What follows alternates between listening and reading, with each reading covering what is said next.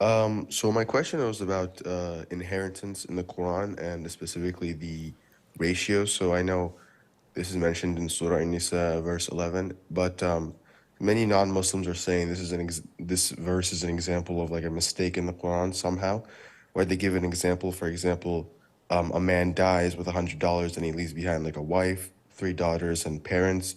So the ratios he would have to give would be 1/8 to the wife, 2/3 to his daughters, and 1/6 to each of the parents.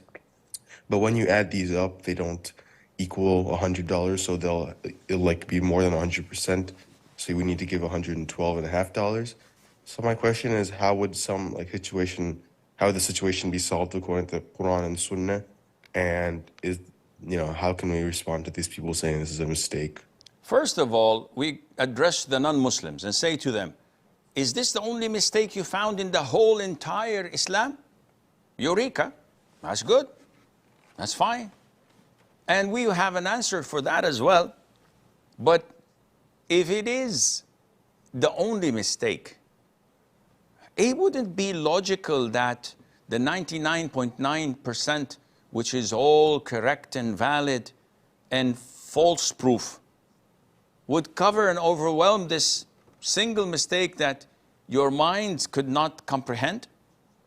Or if we look at your own religion and find that it is 75% filled with errors, or even 60% filled with errors and 40% that makes logic, what ratio are you talking about? This, what you have mentioned, Akhi, along with other cases in the laws of inheritance, are solved by, if I'm not mistaken, the word of awl. And it is recalculating the percentages, because this is an offshoot, something that is not normal or regular. So they deduct in proportion from all the parties so that they would be equivalent and the ratio would be the same. And this is a correction that the companions did, may Allah be pleased with them. And they never doubted the Quran or the Sunnah. The Tabi'een, the Tabi'at Tabi'een, and for 15 centuries, Muslims have been applying it. It's not something new.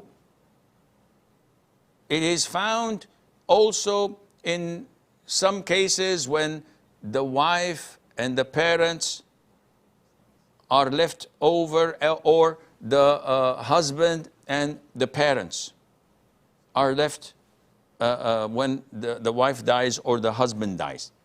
And also there is a form of correction between the ratio of the father and the mother of the deceased, where it should have been differently. This is all fixed and known by the companions. And the consensus is there among the companions and the Muslims of fixing this ratio. So there's no mistake. And again, we talk to the non-Muslims. Is it the only thing you found wrong in the Sharia? Alhamdulillah. The others, the overwhelming correct and logical and fair and just rules of Sharia should overwhelm this thing that your head could not comprehend.